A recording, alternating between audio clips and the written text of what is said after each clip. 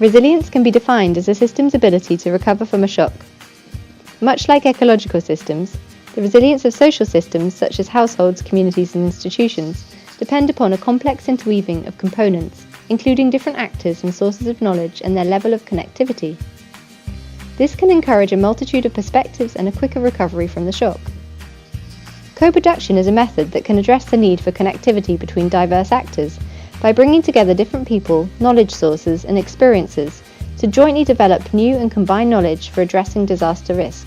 But for co-production to work, a shift is required in donor, academic and practitioner cultures, which are characterized by hierarchical, siloed ways of working. There is currently a growing interest in co-production and many different projects are using it as a preferred methodology. To examine how organisations can best use co-production in resilience building, Braced partner King's College London brought together researchers and practitioners in a one-day learning event. These are some of the points the participants discussed during the workshop. Co-production helps support ongoing learning and continuous conversations between different actors, disciplines and sectors. For example, in the BRACE programme, co-production enables academics to develop an understanding of the project's decision-making context, while helping project practitioners and participants to understand relevant scientific or academic knowledge. This requires all partners to mutually respect the value that each of the different knowledge brings to the co-production process.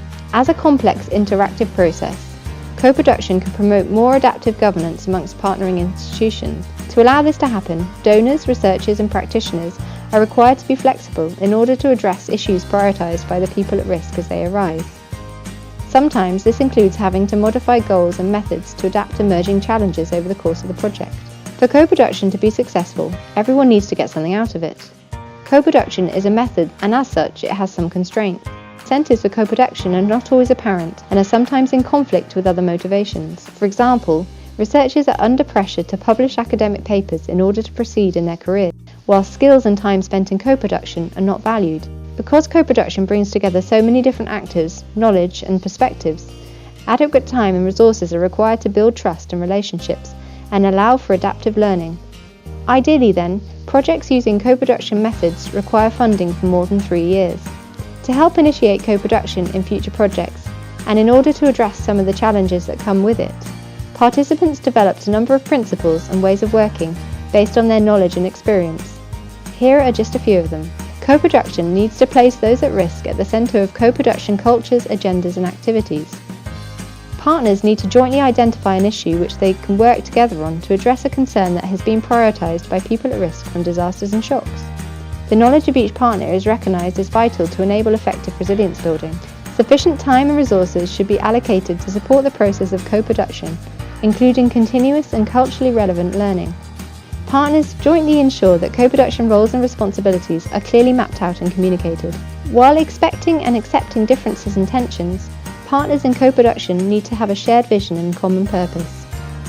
Partners commit to act on emerging learning with flexibility to revise plans where necessary and share learning about co-production initiatives that are not proving effective. Research approaches need to recognise and provide space for different learning styles and cognitive and emotional dynamics. These principles can be viewed as a starting point for conversations between partners embarking on a co-production process. The next step would involve people at risk, donors, researchers and practitioners discussing how these can be put into practice within their resilience building projects, looking at challenges and ways to address them. To read the full list of principles and find out how they were developed, you can download the learning paper from the link below.